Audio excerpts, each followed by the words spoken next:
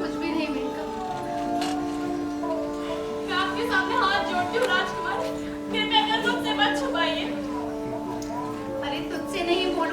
किसे बोलूंगी?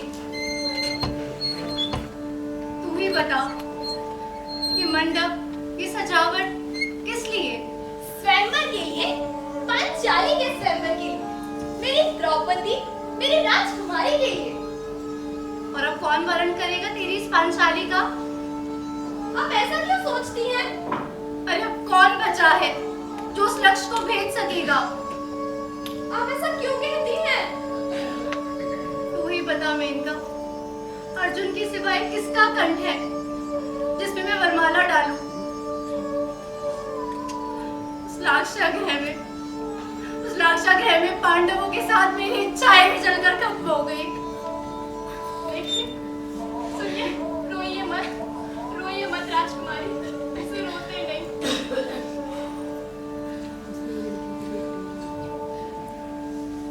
सुना है हस्तिनापुर से युवराज दुर्योधन भी स्वयंवर में आ रहे हैं। हाँ, जानती हूँ। आपसे एक प्रश्न पूछ सकती हूँ? आप बुरा तो नहीं मानेंगी? पूछो। आप युवराज दुर्योधन से घृणा करती हैं? हाँ, करती हूँ। किंतु आपने कभी उन्हें देखा नहीं, कभी उनसे बात भी नहीं, तो फिर उनसे इतनी घृणा क्यों? मेनका, हम जिसे प्रेम करते हैं और वो जिससे घृणा करता है, हम भी स्वयं उससे कहीं ना कहीं घृणा करने लगते हैं। और शायद मेरे साथ भी यही हुआ। ये तो मत सोचिए राजकुमारी, आज आपका स्वयंवर है, सब भूल जाइए। कोशिश तो बहुत की, पर ऐसे रोते नहीं, देखिए, ऐसे रोते नहीं। देखिए मेरी ओर देखिए, ऐसे मत रोइए राजकुमारी, आज आपका विवाह है। फिर तो कैसे दोनों साथ मिलकर चिकौटी कर रही है। मुझे डर था मैं देर से पहुंचूंगा। मेरा डर सही था।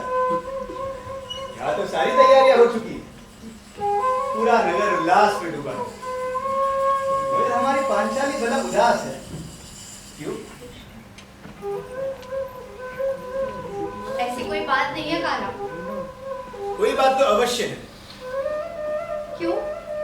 आप नहीं जानते? जानता हूं, मगर केवल इतना ही कि तुम रोई हो, और बहुत रोई हो। कोई क्यों रोता है माधव? मनुष्य दुख में रोता है और सुख में भी रोता है। क्यों परिहास करते हैं? सुख में आखिर कौन रोता है? क्यों? यदि आज इस स्वयंवर में तुम अर्जुन के गले में वरमाला डालती, तो क्या तुम्हारी आंखों में आंसू न होते? तुम्हें क्या समझो पांचाली, तुम्हें दुख होता? मगर कृष्ण, आपको कैसे? जानता हूं, मगर तुम्हारे दुख का कारण समझ में नहीं आता। होना या ना होना मनुष्य के हाथ में नहीं होता। फिर किसी की उपस्थिति का दुख कैसे? मगर मैं क्या करूं कृष्ण, मैं क्या करूं? इस संसार में समय और भाग्य से बड़ा और कोई नहीं है पांचाली, उस पर यकीन रखो। अपनी वाक्पटुता के लिए आप काफी मशहूर हैं कृष्ण, मगर आपका ये शब्द जाल क्या मुझे संतोष दे पाएगा? मुझे लगा था पांचाली अब बड़ी हो गई, मगर तुम हाँ, मैं जानती हूँ। अब आप भी ना पिताश्री की तरह समझाना मत शुरू कर दीजिएगा कि पांचाली तुम तो अभी भी अबोध हो, नादान हो। क्या हुआ माधव? मैंने कुछ मूर्खतापूर्ण कहा क्या? नहीं, बस यूं लगा कि तुम स्वयंवर में ही बड़ी हो गई। वाकई अब तुम स्वयंवर के योग्य हो। मगर मुझे वरण करने वाला कोई योग्य पुरुष कहाँ? इस संसार में तुम्हारा वरण कर सके ऐसे केवल 4 पुरुष है पांचाली, और ये चारों ही इस संसार के श्रेष्ठतम धनुर्धर हैं। पहले भीष्म पितामह, दूसरा एकलव्य, तीसरा कर्ण और चौथा अर्जुन। पितामह अपने प्रतिज्ञा के कारण किसी भी स्त्री का वर्ण नहीं करेंगे। एकलव्य को तो वर्षों पहले ही आचार्य द्रोण ने अक्षम बना दिया। और कर्ण, उस कर्ण का क्या प्रश्न? समय आने पर स्वयं जान जाओगी पांचाली। और अंतिम अर्जुन। अर्जुन जो लाक्षागृह में उस दुर्योधन की क्रूरता का शिकार हुआ, फिर कौन बचा कृष्ण? भूलो मत पांचाली, मैंने कहा था इस संसार में समय और भाग्य से बड़ा और कोई नहीं, उस पर यकीन रखो। संभवतः अपने स्वयंवर के लिए देरी हो रही है, हमें चलना चाहिए पांचाली।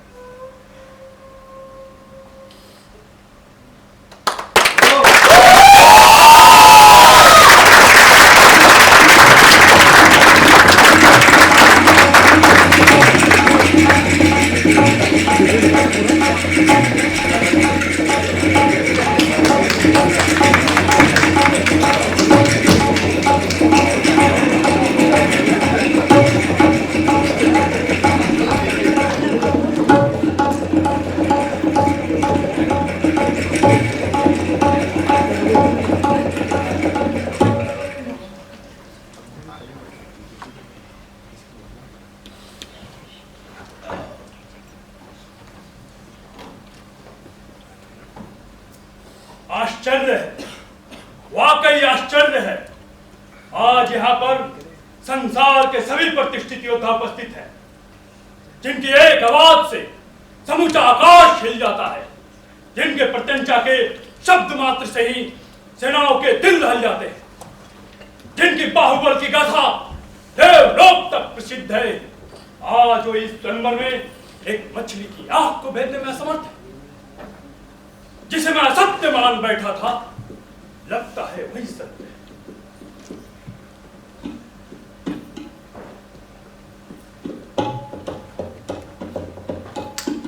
धिक्कार है आप सबके बाहुबल पर, आप सबके पराक्रम पर। मैं पंचाल नरेश, भारद्वाज शिष्य ध्रुपद, आप सबसे ये जानना चाहता हूं कि इस सभा में क्या एक भी योद्धा मौजूद नहीं है? क्या एक भी पुरुष? पांचाल नरेश, दुख और क्रोध के कोप से सभा को अपमानित मत करिए। किसी के पुरुषार्थ पर उंगली मत उठाइए। सभा में पुरुष मौजूद है। कह लो ब्राह्मण, तुमने ठीक कहा। इस सभा में पुरुष मौजूद है, राजपुरुष अभी मौजूद है। सचमुच दुर्योधन, ऐसा है क्या? हाँ द्वारकाधीश। कहाँ? यहाँ इसी सभा में। तो वो आगे क्यों नहीं बढ़ता? मित्र कर्ण, दुर्योधन, तुम मेरे मित्र हो, मेरे अभिन्न अंग हो। क्या मेरा अंग मेरा साथ नहीं देगा? कृष्ण, अब वो समय आ गया है पांचाल।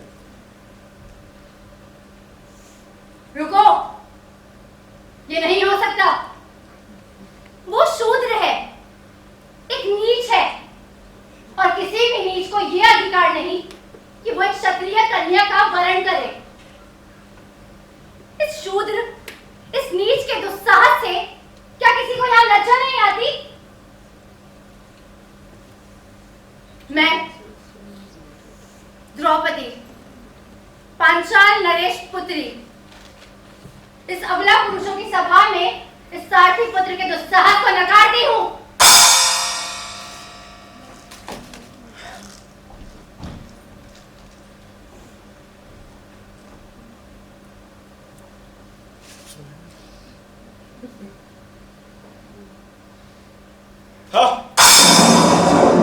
वाह, अद्भुत!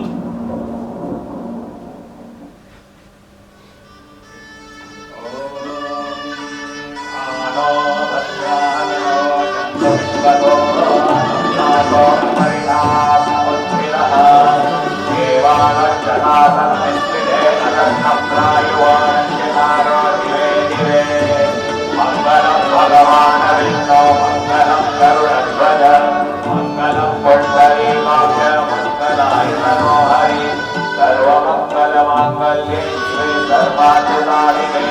शरणे त्र्यंबके गौरी नारायणी नमोस्तुते शुभमंगल।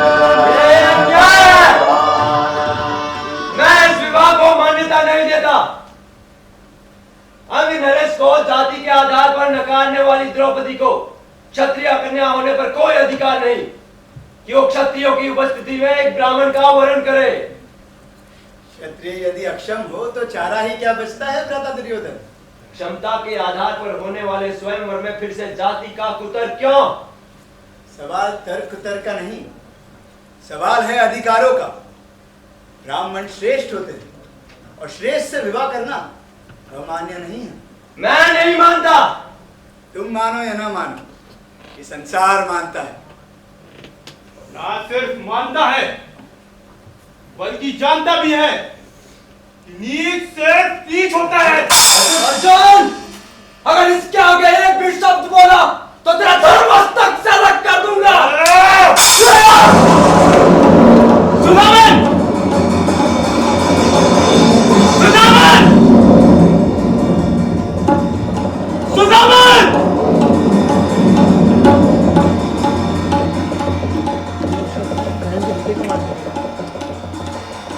सुनावन!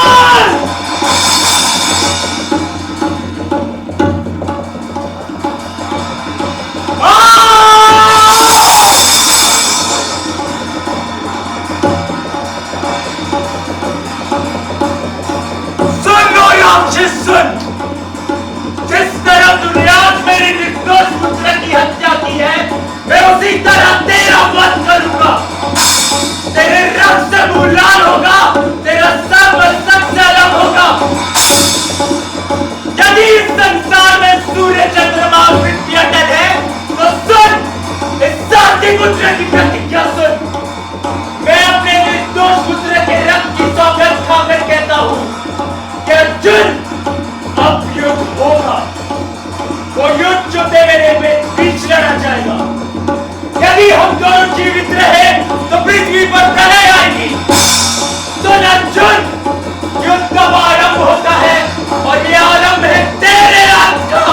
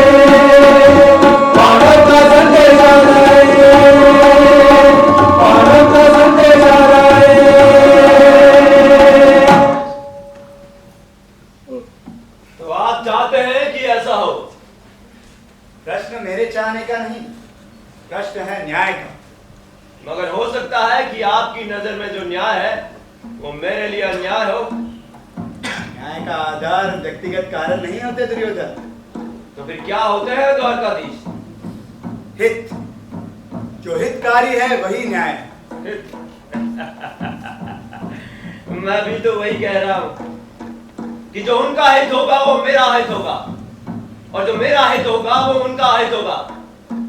दोनों ही परिस्थितियों में निर्णय अलग अलग होंगे। फिर आप किस निर्णय को न्याय मानेंगे? बार बार घूम फिर कर उसी जगह वापस आ रहे हैं। समझने की चेष्टा करो दुर्योधन। तुम्हारे या उनके हित से बड़ा इस समाज का हित है, हस्तिनापुर के प्रजाजनों का हित है, ना कि कौरवों का या पांडवों का। इतना पूछने की घृष्टता अवश्य करूंगा कि हस्तिनापुर के प्रजाजनों का हित द्वारिका नरेश या हस्तिनापुर से अलग हुए पांडव कैसे तय करेंगे? हित तो पालक तय करता है और प्रजा का पालक मैं हूं, हस्तिनापुर नरेश दुर्योधन। अच्छा, मुझे तो आज तक ये समझ में आता था कि महाराज। हाँ, लेकिन मेरे पिता का सौभाग्य मेरा सौभाग्य है। और वह सदैव मेरा रहेगा, ना कि उन तथाकथित पांडु पुत्रों का। ना जाने क्यों मैं तुमसे बहस कर रहा हूं, जबकि ये सारी बातें तो महाराज धृतराष्ट्र को तय करनी है। महाराज, आप अच्छी तरह सोच विचार कर निर्णय ले और पांडवों को ये निश्चिंतता प्रदान करें कि उनके साथ अन्याय नहीं होगा। तुम ठीक कह रहे हो कृष्ण, परंतु दुर्योधन भी निश्चित होना चाहता है ताकि उसके साथ कोई अन्याय ना हो। अन्याय का सवाल ही कहाँ पैदा होता है महाराज? राज्य तो पहले ही बच चुका था। पांडवों को उनके वनवास के बाद आधा राज्य मिलने की जो शर्त थी वो पूरी हो गई, तो उन्हें उनका अधिकार तो मिलना ही चाहिए ना।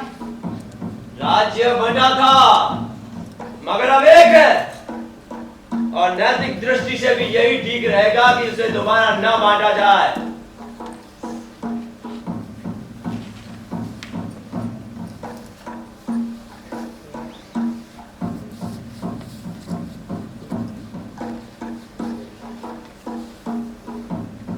क्या आप सभी का भी यही मत है? नैतिकता की बात करते हो दुर्योधन? तुम्ही ने कहा था कि 13 बरस के वनवास और 1 बरस के अज्ञातवास के बाद पांडव राज्य पा सकेंगे। वनवास भी पूरा हुआ और अज्ञातवास भी। तो अब तुम्हारी नैतिकता ये कहती है कि अपनी बात से मुकर जाओ। वनवास मानता हूं बुरा हुआ, पर अज्ञातवास नहीं। किंतु तुम्हारे ही राज्य के आचार्यों का इस बात पर तुमसे मतभेद है। राजाओं का अपने कर्मचारियों से मतभेद होना असंभव नहीं। गणनाएं भी तुम्हारा साथ नहीं देती दुर्योधन। गणना तोड़ा मरोड़ा भी जा सकता है, और यही बात तुम पर भी लागू होती है, लेकिन साबित नहीं होती। और शंका के आधार पर मैं अपना आधा राज्य उन भिक्षु पांडवों को नहीं दे सकता, जिनके पास इतना भी मादा नहीं कि खुद आकर मुझसे बात करते। आपको भेज दिया पैरवी के लिए। क्या सोचा था? घबरा कर दब जाऊंगा? आप उनका ये भ्रम भी दूर कर दीजिए। मैं उन्हें आधा राज्य किसी भी हालत में नहीं दूंगा।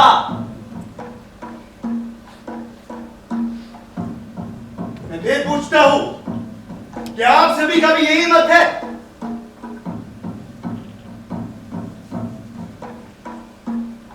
शायद यहां किसी और के मत का प्रश्न ही नहीं उठता।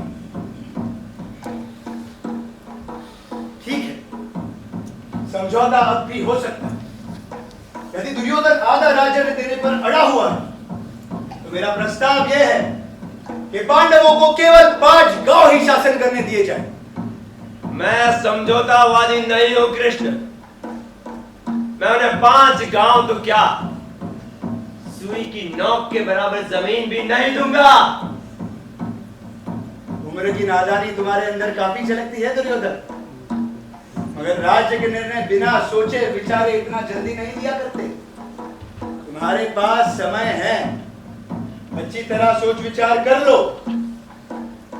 यदि मैं ना सोचना चाहूं तो युद्ध के विचार को नकारा नहीं जा सकता। युद्ध में क्या होगा?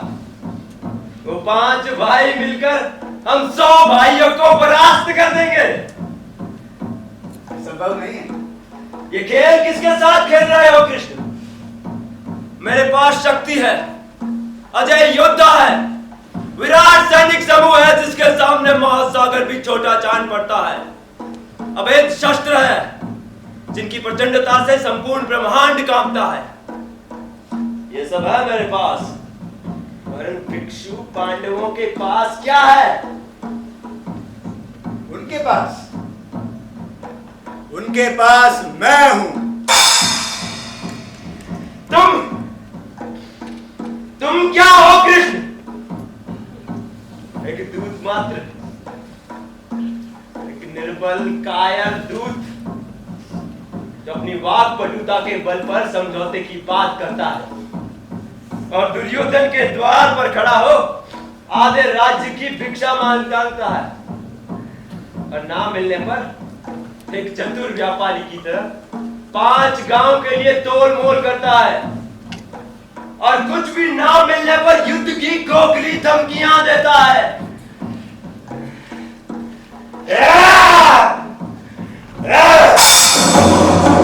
तुम्हारे मोक्ष पर धनवान रखने मात्र में तुम्हारे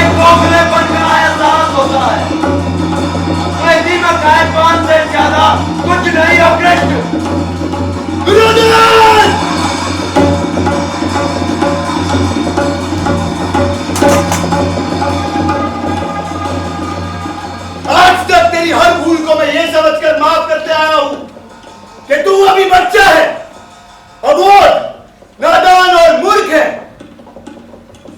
मगर आज तूने यह साबित कर दिया कि तू अब बच्चा नहीं बल्कि एक कृतज्ञ, दुराचारी और गंभीर मनुष्य है, जो सत्ता के मत में यह तक भूल गया कि उसे मनुष्य बनाया किसने। तूने मुझे नहीं जाना दुर्योधन, तूने कृष्ण को नहीं पहचाना। तो आज अपनी आंखें खोल और मुझे जान। मैं कृष्ण हूं, मैं ही बनाता हूं और मैं ही मिटाता हूं। मैं हूं विजय का मूलभूत आधार।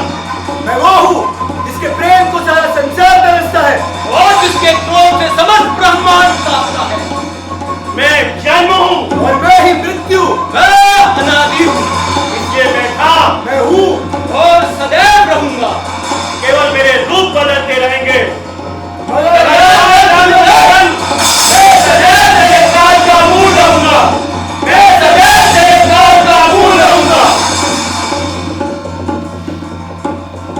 मुझे अपने माया जाल से डराने की कोशिश मत करो कृष्ण। ठीक है, तेरी यही इच्छा है तो सुन। हस्तिनापुर की इस राजसभा में मैं महायुद्ध की घोषणा करता हूं।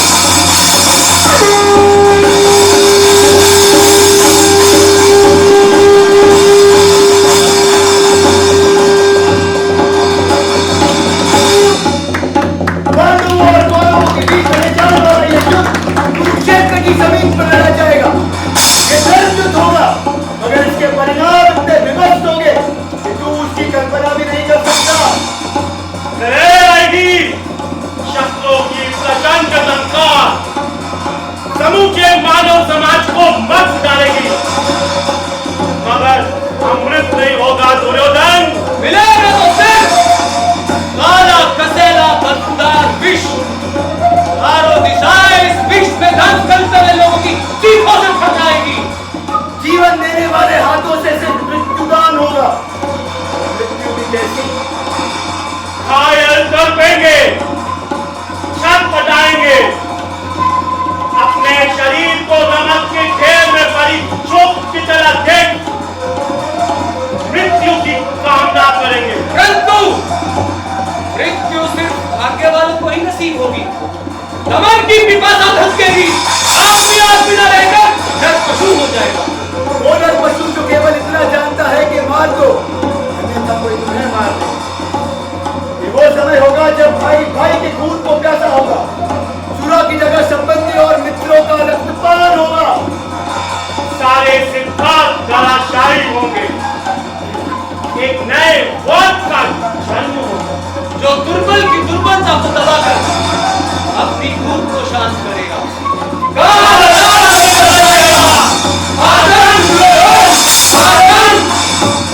ना जाने किस वक्त दूध पीते बच्चे के मुंह से लगा हुआ दूध चिकने हो जाएंगे। न जाने किस क्षण मां के पेट में पलता खून नीले मौत के लोथड़े में बदल जाएगा। धरती का हर कोर जागेगा। घृणा का मां स्वार्थ के घोड़े से ऋतु शोभ उठेगा। ब्रह्मास्त्र चलेंगे, ज्वालामुखी